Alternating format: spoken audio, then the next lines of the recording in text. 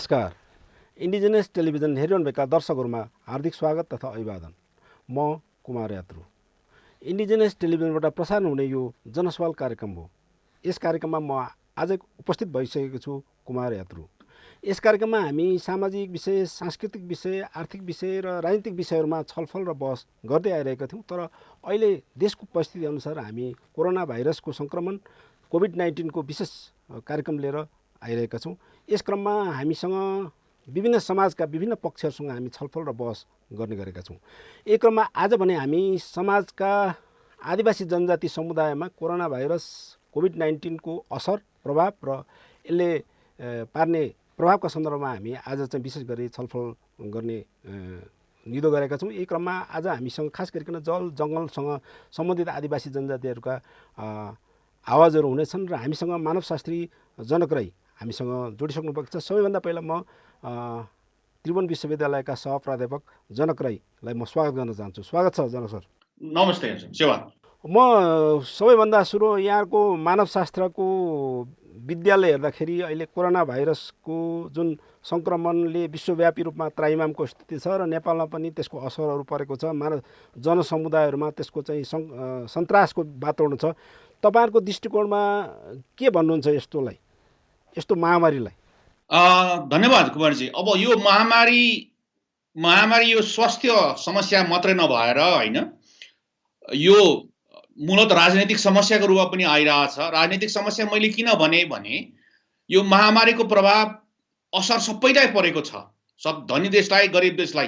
तर पनि समाजमा भइरहेको विद्यमान जुन तपाईँको असमानताहरू छ, जुन सामाजिक संरचनाले गर्दाखेरि यसको प्रभावहरू चाहिँ तपाईँको समुदायहरूमा फरक पर्ने रहेछ। अघि यहाँले जुन तपाईँको आदिवासीको कुराहरू उठाउनु भयो, अहिले हामी तपाईँको अहिले जस्तै हामी अमेरिकाको कुरा गरौँ भने त्यहाँ सबैभन्दा बढी तपाईँको कोरोनाको सङ्क्रमित त्यसको प्रभाव कहाँ देखिन्छ भने काला जातिको अमेरिकनहरू र त्यहाँको आदिवासीहरूमा देखिन्छ है।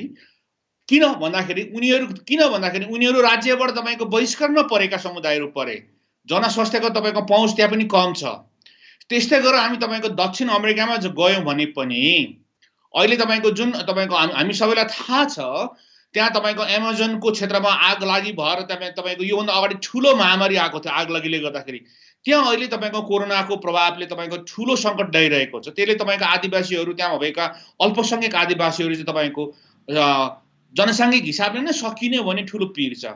त्यसै गरी हामी तपाईँको भारतमा आएर हामीले के देखिरहेछौँ भने त्यहाँ पनि तपाईँको दलित र त्यहाँ पनि तपाईँको ट्राइबल समुदायहरूमा तपाईँको यसको महामारी र यसले पर्ने प्रभाव, किनभने उनीहरूमा तपाईँको आधुनिक स्वास्थ्यको पहुँच कम भएको, राज्यले राम्रोसँग नहेरिरहेको अवस्थामा यसको प्रभाव पर्दाखेरि त्यसले गर्दाखेरि मैले यहाँ यो कुरा किन उठाएँ भन्दाखेरि अहिले हामीले तपाईँको नेपालको बहस गर्दाखेरि महामारीको बहस गरिरहेछौँ, यहाँ मजदुरको बहसहरू गरिरहेछौँ, यो चाहिने बहसहरू हो।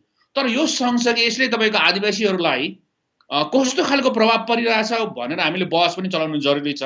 हामीसँग धेरै म त काठमाडौँ बसिरहेको छु, अहिले धेरै सूचनाहरू आइरहेको छैन, प्रेसरले त्यस्तो दिइरहेको छैन। हामीले मजदुरले खान नपाएको कुराहरू गऱ्यौँ। तर हाम्रो आदिवासी समुदायहरू जो तपाईँको हिजोदेखि नै परम्परागत पेसामा हुनुहुन्छ, उहाँहरूलाई अहिले तपाईँको यो लकडाउनले गर्दाखेरि कस्तो असर परिरहेछ भन्ने कुराहरू चाहिँ यो विषयमा छलफल हामीलाई त्यति धेरै थाहा छैन र यो विषयमा छलफल हुनु आवश्यक छ कुमारजी।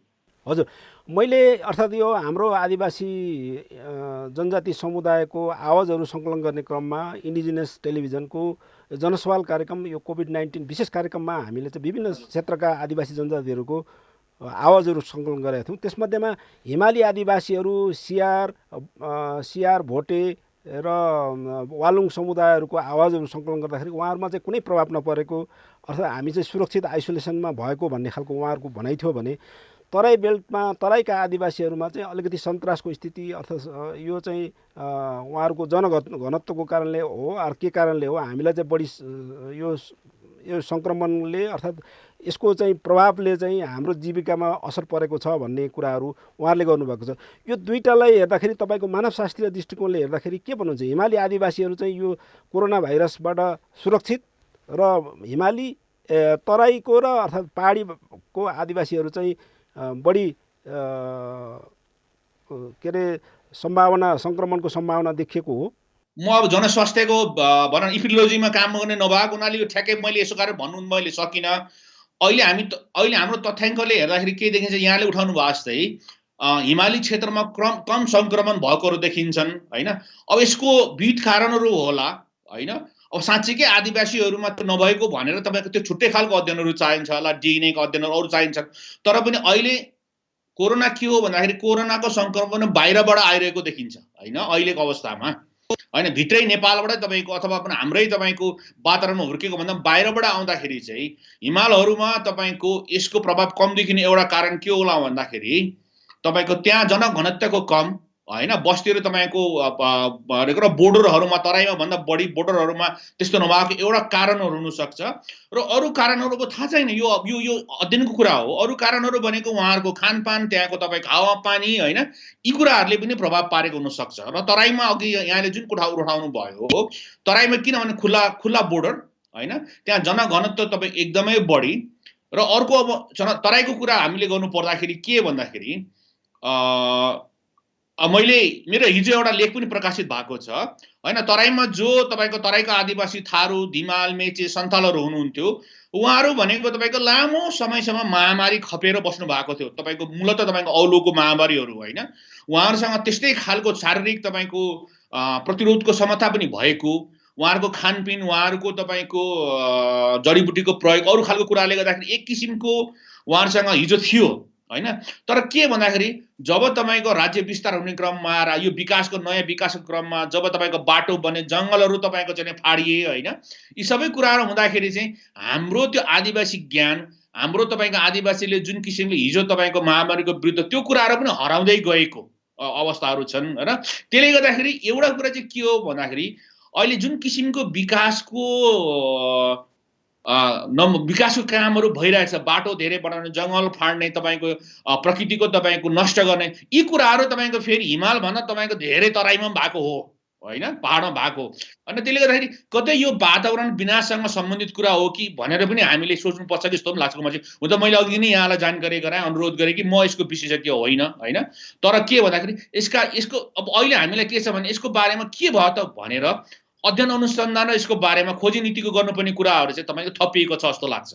अब यहीसँग यो एकजना मानवशास्त्रीको नाताले म प्रश्न गर्न चाहन्छु। खास गरिकन यो आदिवासी जनजातिहरूको आफ्नै प्रथाजनित परम्परा, ज्ञान, सिपहरू हुन्छ, त्यसले पनि यो यस्ता खालका महामारी रोक्ने चाहिँ आफ्नो पहिलाको परम्पराहरू पनि थियो भन्ने खालको सुनिन्छ। जस्तो मुस्ताङको घम्पो परम्परा भयो, थारू समुदायको अर्को परम्परा, सन्थालको अर्को परम्परा भयो।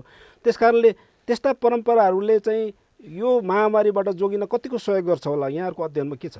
निश्चित पनि अघि यहाँलाई मैले अघि जानकारी गराएको मेरो आफ्नै अध्ययन, मैले मेरो पिएचडीको लागि धिमाल समुदायमा काम गरेको हो र धिमाल समुदायको बारेमा मलाई थोर बहुत अलिकति थाहा छ। म लामो समयसँग काम गरेँ। मैले अघि यहाँलाई जानकारी गराएँ। अब तराईमा हिजो धिमाल, सन्थाल, थारू, उहाँहरू भनेको तपाईँको लामो समयसम्म, अब कति लामो हामीलाई अझ भन्नु सकिँदैन, तर पनि के भने 2012 सालसम्म पनि तपाईँको तराईमा एकदमै औलो हुन्थ्यो, औलो महामारी नै थियो। त्यस्तो बेलामा पनि उहाँहरू बस्नु भएको हो, बाँच्नु भएको थियो, आफ्नो समाजलाई तपाईँको उत्कृष्ट तरिकाले चलाइराख्नु भएको थियो। भनेको अर्थ के भन्दाखेरि उहाँहरू कसरी बाँच्नुभयो भन्दाखेरि उहाँहरूको तपाईँको खालि शरीरमा मात्रै, भित्र बायोलोजिकल उहाँहरूको तपाईँको शारीरिक क्षमता मात्रै नभएर उहाँसँग सांस्कृतिक ज्ञानहरू पनि थिए होइन।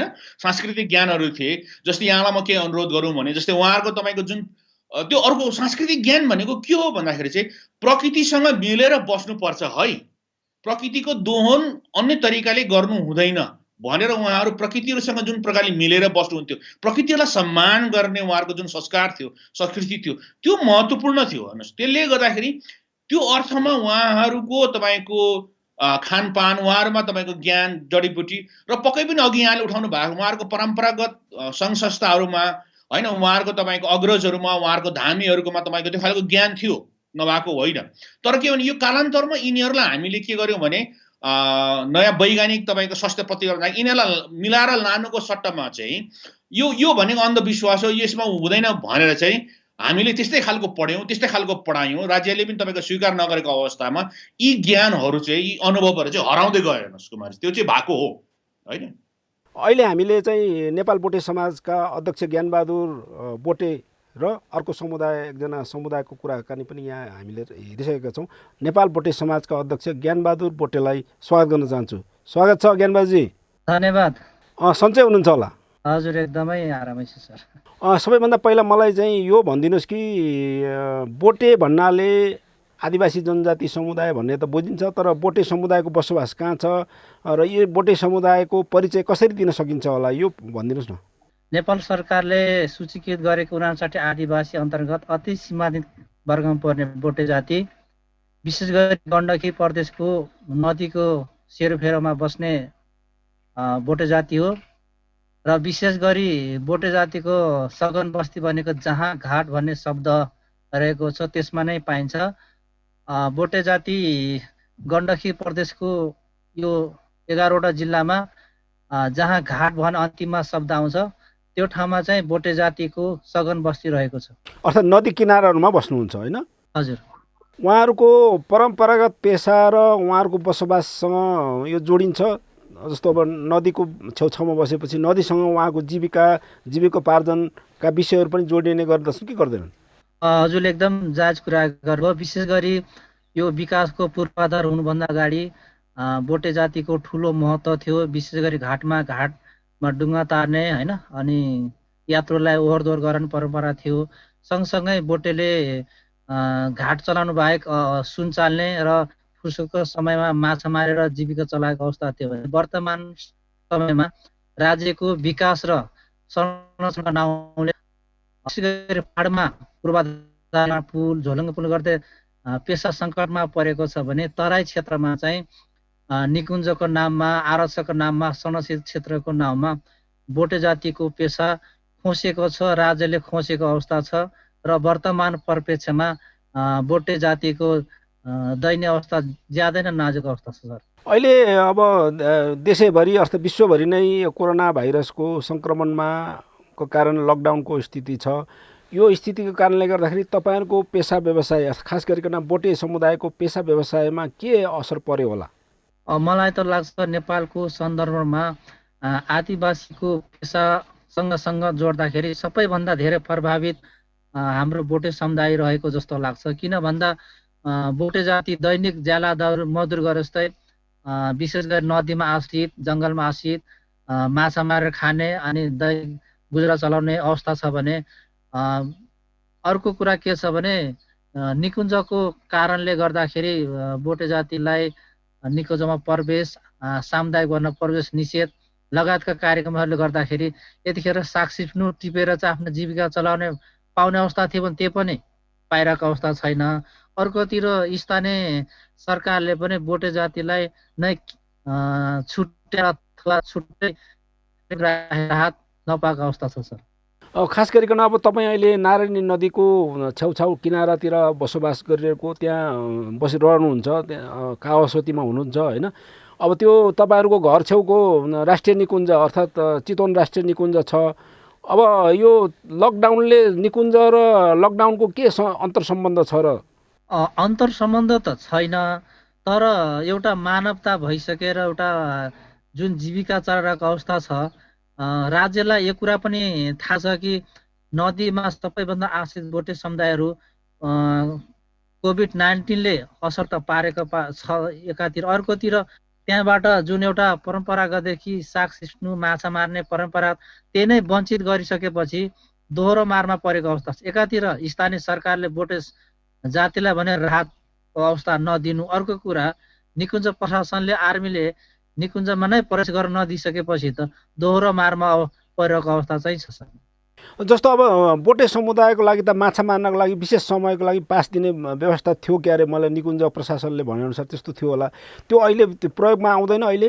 सर यो चाहिँ अहिले हजुरले जायज कुरा गर्नु, यतिखेर चाहिँ पास चाहिँ निश्चित व्यक्तिलाई दिएको छ होइन, तर यतिखेर त्यो चैत मसान्तसम्म भनेर निकुञ्जको लाइसेन्स लेखेको कारणले अब चैत मसान्त सकेर अहिले 77 साल लागिसकेको छ। त्यसलाई केही पछि यो कोरोना रोकथाम भएपछि सायद वितरण हुन्छ होला, अहिले चाहिँ छैन। हजुर।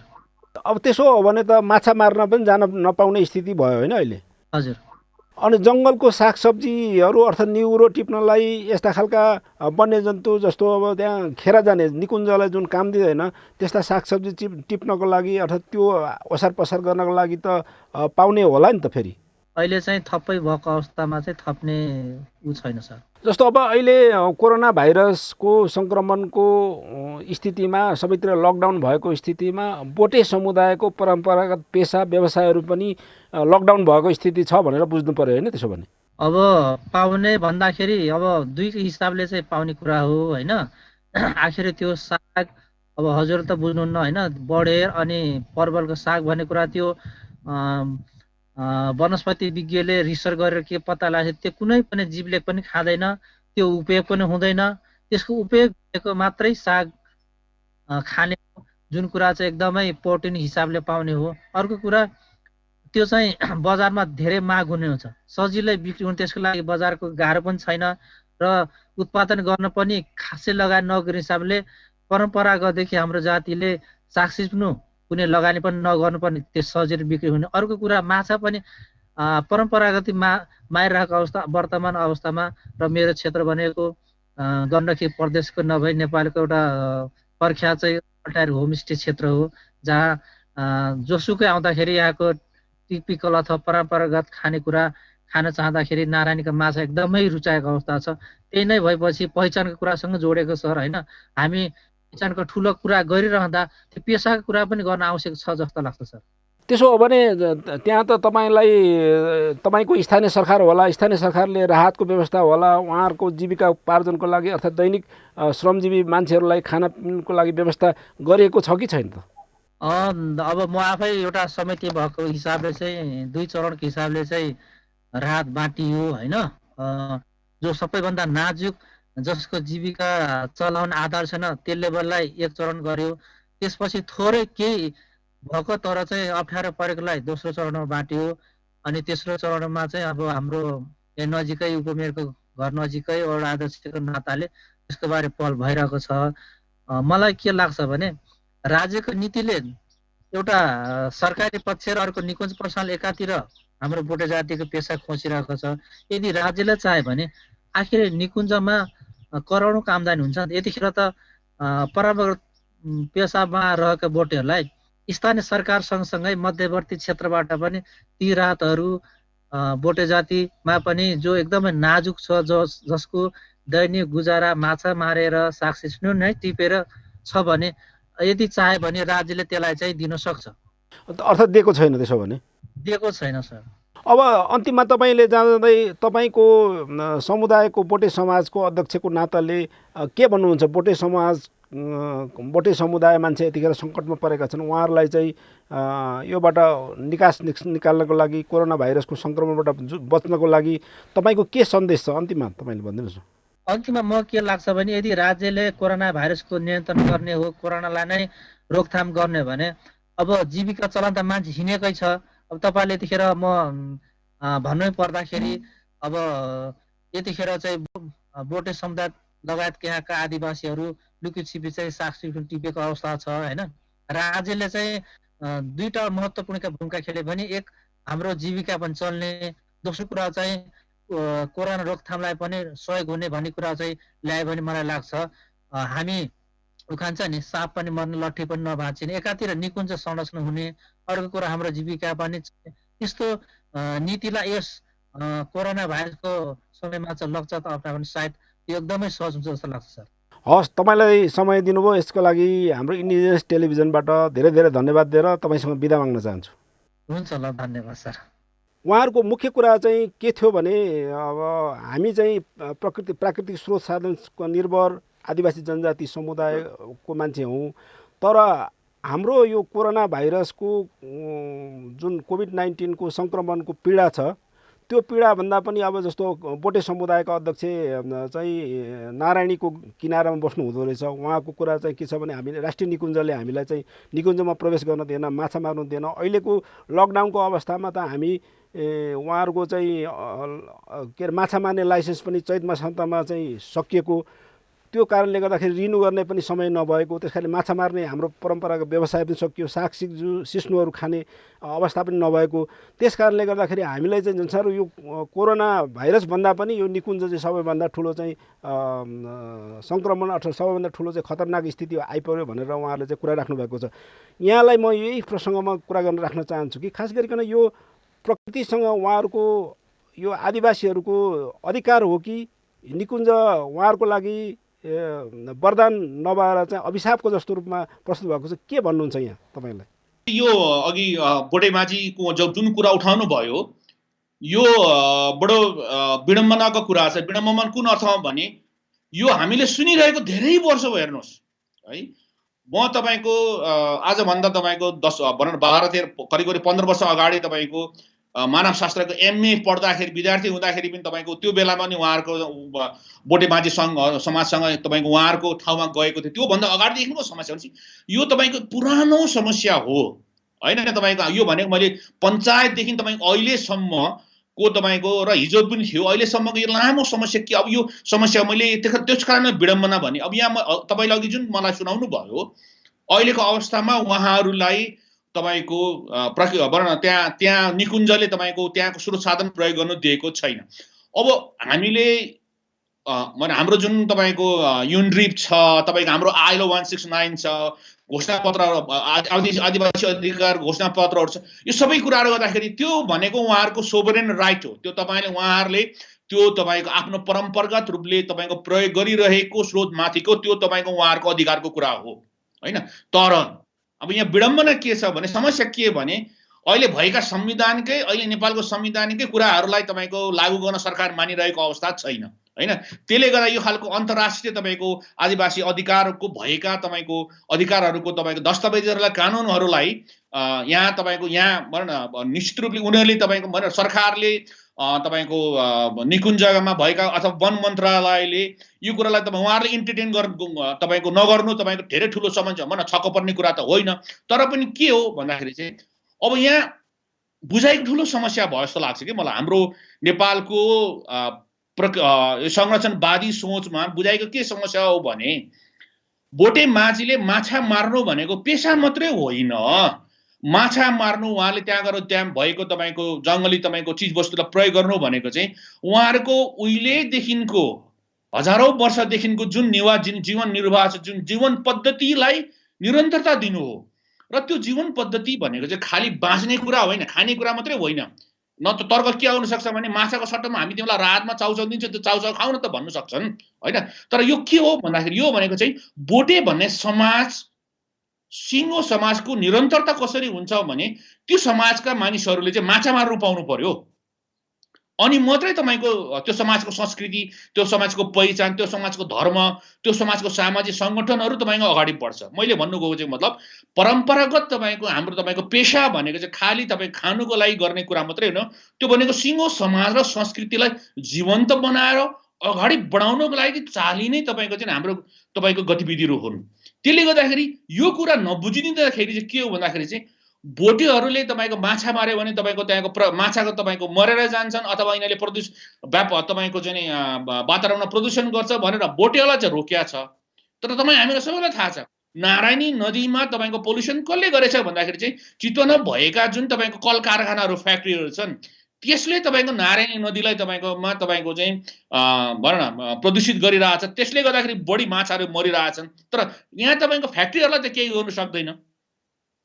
हजुरको नेपालको सबैभन्दा बढी तपाईँको फ्याक्ट्रीहरू चाहिँ तपाईँको त्यो नारायणी क्षेत्रमा छन् होइन। तर त्यहाँ केही गर्नु सक्दैन। तर बोटेहरूलाई चाहिँ तपाईँको यिनीहरूले तपाईँको माछा मार्यो भने चाहिँ तपाईँको माछाको प्रजाति सकिने, माछा तपाईँको बढी गर्ने। त्यसले बोटेमाझीहरूले गर्ने भनेको कमर्सियलाइजेसन फिसिङ होइन। तपाईँको चाहिँ नि कुनै तपाईँको फिसिङ कम्पनीले गएर तपाईँको पेसिफिक समुद्रमा गएर तपाईँको होइन दिनमा तपाईँको हजारौँ टन माछा मारेन। उहाँहरूले तपाईँको आफूले खाने र थोरै तपाईँको बेचेर त्यसबाट तपाईँको अरू कुराहरू किन्नको लागि गर्ने र उहाँहरू भनेको तपाईँको त्यो प्रकृतिलाई सस्टेनेबल तरिकाले प्रयोग गर्ने हो। तर यो नबुझिँदाखेरि अहिलेको तपाईँको लकडाउनमा उहाँहरूलाई पढेको कुरा सुन्दाखेरि बडो दुःख लाग्यो होइन। र यो नहुनुको कारण के हो भन्दाखेरि चाहिँ एउटा कुरा सिङ्गो हाम्रो तपाईँको यो निकुञ्जलाई चलाउने जुन तपाईँको सोच छ, जुन तपाईँको फिलोसफी छ, त्यसले आदिवासीहरूको मुद्दालाई, आदिवासीको जीवन दृष्टिलाई, आदिवासीको जीवन पद्धतिलाई नबुझिदिने र त्यसमा आउने रेन्जरहरू, त्यसमा आउने फरेस्टरहरूले यो कुरा कहिले पढ्दैन पनि र त्यसमा आदिवासीहरू छैनन् पनि। त्यसले गर्दा उहाँहरूमा यो तपाईँको सचेतना र यो तपाईँको संवेदनशीलता छैन र जहिले पनि तपाईँको बोटेहरूलाई, माझीहरूलाई, बोटे माझीलाई चाहिँ उहाँहरूले चाहिँ सानो देख्ने, होइन, हेप्ने र यो खालको कुरा तपाईँको पहिलेदेखि चलेको न अहिलेसम्म चलिरहेको सुन्दाखेरि चाहिँ यो बडो तपाईँको यो दुःखको, यो विडम्बको कुरा हो। अब उहाँहरूको आवाजलाई कसरी बुलन्द गरिदिने र उहाँहरूको जुन सङ्घर्ष छ त्यो सङ्घर्षलाई तपाईँको नेपालको नीति नियम बनाउनेहरूमा कसरी पुर्याउने भन्ने कुरामा तपाईँ ठुलो समस्या छ। किनभने अहिले पनि तपाईँको नीति नियम बनाउनेमा हाम्रो तपाईँको आदिवासीहरूको तपाईँको पहुँच छैन र जो हुनुहुन्छ उहाँले पनि यो विषयलाई तपाईँ गम्भीरता साथ लिन सक्नु भएको छैन। त्यसले गर्दाखेरि अहिले भनौँ न यो कुरा सुन्दाखेरि तपाईँको यस दुःख खेद लाग्ने र यसको लागि तपाईँको हामीले अहिले तपाईँको निकुञ्जलाई तपाईँको खेद प्रकट गर्ने र त्यसको लागि यसलाई विरोध गर्ने र आवाज उठाउनुभन्दा अर्को हामीसँग तपाईँको भएन। तर यसलाई त तपाईँको यो मुद्दालाई तपाईँ अगाडि चाहिँ बढाउनु पर्ने देखिन्छ। अब जाँदा जाँदै अन्तिममा अब यो तपाईँले यस्ता खालको समस्याहरू पुरानो पहिलादेखि नै पञ्चायतकालदेखि नै उठ्दै आएको समस्या भन्नुभयो, होइन? अब यो नर्मल टाइममा पनि समस्या थियो, अहिले सङ्कटको बेलामा झन् ठुलो समस्या देखियो, होइन? अब समाधानको बाटो चाहिँ यहाँले भने जस्तो आवाजहरू उठाउने मात्रैमा सीमित रहने भयो, होइन? अहिले हामी अब यो लकडाउनको बेलामा त अब अरू धेरै कुरा गर्नु सकेन। तपाईँले जे टिभीबाट जुन कार्यक्रम गर्दै हुन्छ यसले पनि दिन्छन्। तर के भन्दाखेरि चाहिँ तपाईँको स्थानीय सरकार छ, त्यो बफर जोनको तपाईँको व्यवस्थापनमा छ, त्यो बफर जोनमा ज्ञानबहादुरजीहरू जस्तो उहाँहरूको तपाईँको पहुँच कम छ, होइन? तर के भन्दाखेरि चाहिँ अहिले हामीले तपाईँको जनजाति महासङ्घले हुन्छ अथवा हाम्रो तपाईँको जनजाति तपाईँको सभासदहरू हुनुहुन्छ अथवा तपाईँको यी सभासद चितवनका सभासदहरू हुनुहुन्छ, ल प्रदेश सरकार छ तपाईँको, अहिले तपाईँको धेरै हामीसँग सरकार, धेरै तहको सरकारहरू छ र सकेसम्म तपाईँको यो बफर जोन म्यानेजमेन्टबाट अहिलेलाई उहाँहरूको समस्याको लागि तपाईँको लाइसेन्स रिन्यू गरिदिने, होइन? यो लामो भनौँ न यो तपाईँको भनौँ न बोटे माझीले तपाईँको आफ्नो परम्परागत रूपले तपाईँको पेसालाई तपाईँको अधिकारको रूपमा प्राप्त गर्नुको लागि चाहिँ सङ्घर्ष लामो छ हाम्रो अझै, होइन?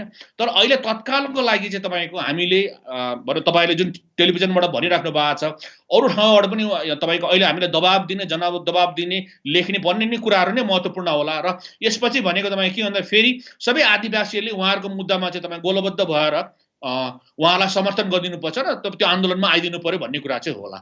अब जाँदा अन्तिममा अब यहाँ मानव शास्त्रीको दृष्टिकोणले नेपाली समाजलाई यो कोरोना भाइरसको महामारीको जुन अवस्था सिर्जना भएको छ यो अवस्थामा हामीले सुरक्षित हुनको लागि र मानव समुदाय बीच एकता कायम गर्ने पनि अहिले फेरि अर्को प्रश्न छ। अब यहाँहरूको परिभाषामा अर्कै होला, एकता कायम कसरी हुनसक्छ भन्ने यो सन्दर्भमा के आह्वान गर्न चाहनुहुन्छ? अनि त्यसपछि म कार्यक्रम सक्न चाहन्छु।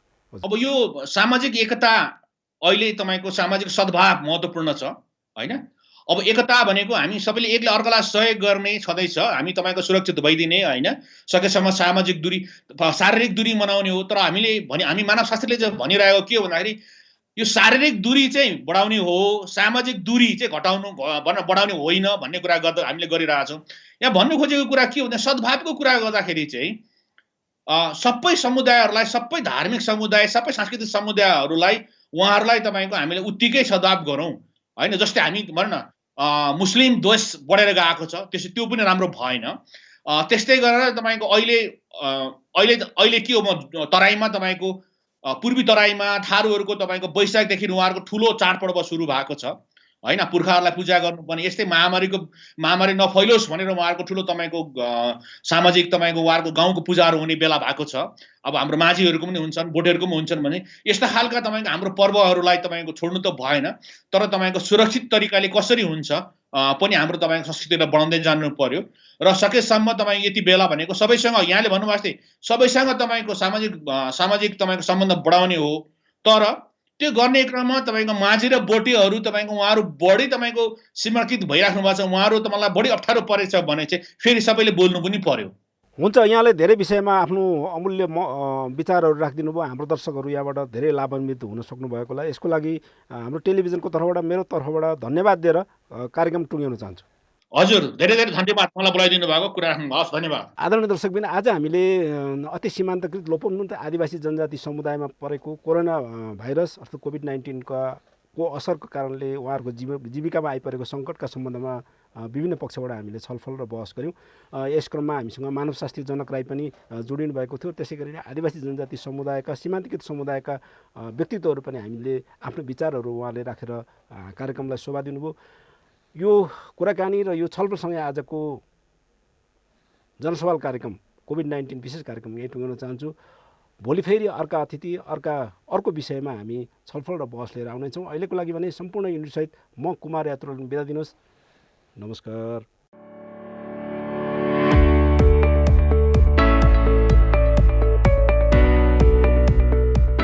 फैलिन नदिनु नै महामारी रोकथामको उत्तम उपाय हो। अहिले विश्वलाई नै तहस नहस बनाइरहेको कोरोना महामारीबाट जोगिन खोक्दा वा हाच्छिउ गर्दा मुख छोपौं। बेला बेलामा साबुन पानीले मिची हात धौं। हातले अनुहारमा भरसक नछौं। मुखमा मास्क लगाऊ वा रुमालले ढाकौं। सकेसम्म घरमा वा एक्लै बसेर काम गरौं। भिडभाडमा नजाउँ। आफन्त वा अरू व्यक्तिसँग भेट्दा 3-4 पाइला परैबाट कुराकानी गरौं। हात नमिलाऊ र अङ्कमाल नगरौं। निरन्तर ज्वरो आउने, सास फेर्न गाह्रो हुने, लगातार छातीमा कष्ट हुने वा अठ्याउने, सुक्खा खोकी लाग्ने र शरीर थकित हुने जस्ता लक्षण देखिएमा हामी कसैलाई कोरोना भाइरस संक्रमण भएको हुन पनि सक्छ।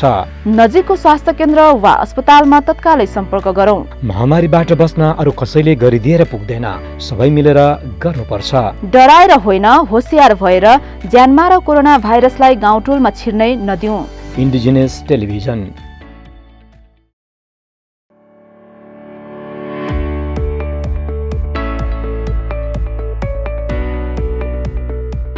फैलिन नदिनु नै महामारी रोकथामको उत्तम उपाय हो। अहिले विश्वलाई नै तहस नहस बनाइरहेको कोरोना महामारीबाट जोगिन खोक्दा वा हाच्छिउ गर्दा मुख छोपौं। बेला बेलामा साबुन पानीले मिची हात धौं। हातले अनुहारमा भरसक नछौं। मुखमा मास्क लगाऊ वा रुमालले ढाकौं। सकेसम्म घरमा वा एक्लै बसेर काम गरौं। भिडभाडमा नजाउँ। आफन्त वा अरू व्यक्तिसँग भेट्दा 3-4 पाइला परैबाट कुराकानी गरौं। हात नमिलाऊ र अङ्कमाल नगरौं। निरन्तर ज्वरो आउने, सास फेर्न गाह्रो हुने, लगातार छातीमा कष्ट हुने वा अठ्याउने, सुक्खा खोकी लाग्ने र शरीर थकित हुने जस्ता लक्षण देखिएमा हामी कसैलाई कोरोना भाइरस संक्रमण भएको हुन पनि सक्छ। नजिकको स्वास्थ्य केन्द्र वा अस्पतालमा तत्कालै सम्पर्क गरौं। महामारीबाट बस्न अरू कसैले गरिदिएर पुग्दैन, सबै मिलेर गर्नुपर्छ। डराएर होइन, होसियार भएर ज्यानमा र कोरोना भाइरसलाई गाउँटोलमा छिर्नै नदिउँ। Indigenous television.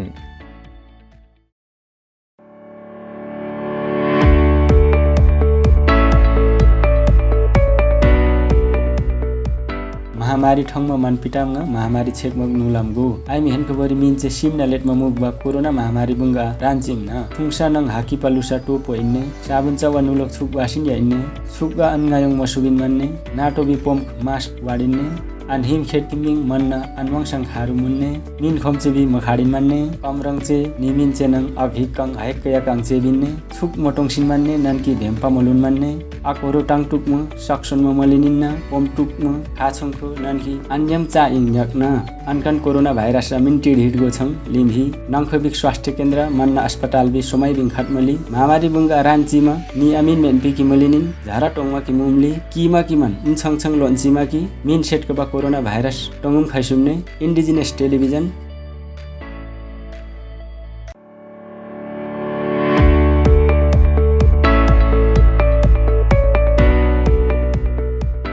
फैलरा माची इनादुम महामारी रोक्ना दौ उपाय हिके अक्कुन सौसे बेलखा राजे दुम तहस नहस कमआ लक्का कोरोना महामारी ती बछरागे खोको बाकी या छिको बाकी बैयन उठा बेडा बेडा नु सबुन अम्ती रगड रगड सेक्खा नोडरा सेक्खा ती बैनु भर्सक मा ओसा बैनु मास्क लगबा या रुमाल ती उठा उङ्गना गुटी अडपानु या ओथेम नलक ननोत भीड़ भाड़ नु मा कालोत तंगार या और आलर संगे खकरो बाकी 3-4 डेगती गेच्छा पछनखरा ठिक मा मिला बहुत और गला मा मिला बहुत लगातार नड़ी बरना सांस मा फेरा कठिन मन्ना लगातार छतिनु कष्ट मन्ना या अठिया बाना सुक्खा खोकी लगना और शरीर खड़दना लेखा लक्षण यत्रो होले नमन लेक आनुम कोरोना भाइरस संक्रमण मंजका हूँ मना उंगी हेद्यता स्वास्थ्य केन्द्र या स्वास्थ्य अस्पताल नु चाँडे संपर्क ननके महामारी ती बछरा आगे नेकानु चिओत की मामनो होमरत मिलरोत की ननोत एलचोत की माला सावधानी होत की जिया पिटू कोरोना भाइरस हराबोत की अम्बोत इंडिजिनियस टेलिभिजन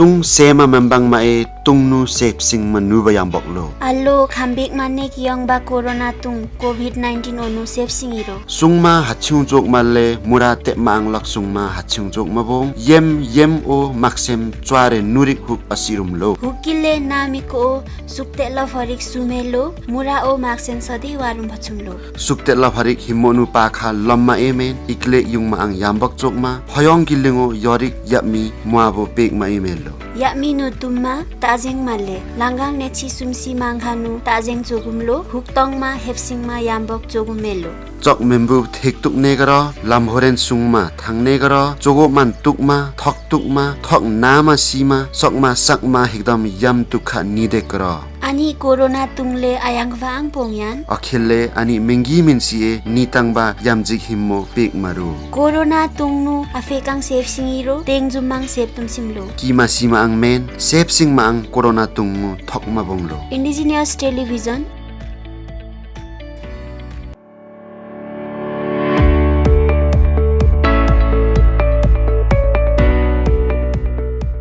कोरोना फैललीमा मानपमाङे महामारी छेकमा ओ आइमित झाराके तहस नहस मुयुङ सुहिडा कोरोना डंका रातमानजिन दोर छुङसिन हिडा खुनकी हाक्छु मुन हिडा दो दिपमा दोर बेन्दा साबुन चावा नुलोक छुक वासमा दोर छुक आ ngaयong नोप मायुङमा अनुनिन दोदा माक्स वातमा दोर माक्स मातोङ नालो रुमाल आ नुछाङ दो दिपमा दोर रम नालो खिमदा आफिमते काची मुन्ने बद्दे मनाची मयाङ ओ ठोङदा खाटमा अनुनिन मिपामी खुनकी नेक्लो मनाची एनन तु इन हिडा यानङका चे इन्ने छुक अटोङ सिमिन्ने हेप अमुन मिन्ने बड्डेका खेप जरो टानालो साकमा सोनमा अत्नालो छाती कष्ट लिनालो सुक्का छुङमा लोन्नालो खुनकी याम चा थनि लिनालो आनकान्दा छङ कोरोना भाइरस संक्रमण लिउ छङ याक नजिकादा ओ नुखाला खिम खुनकी दि नुखाला खिम हेङमाकी खाटमा दोर महामारी डंका रातमानचिन ओ निम्पाङ आफी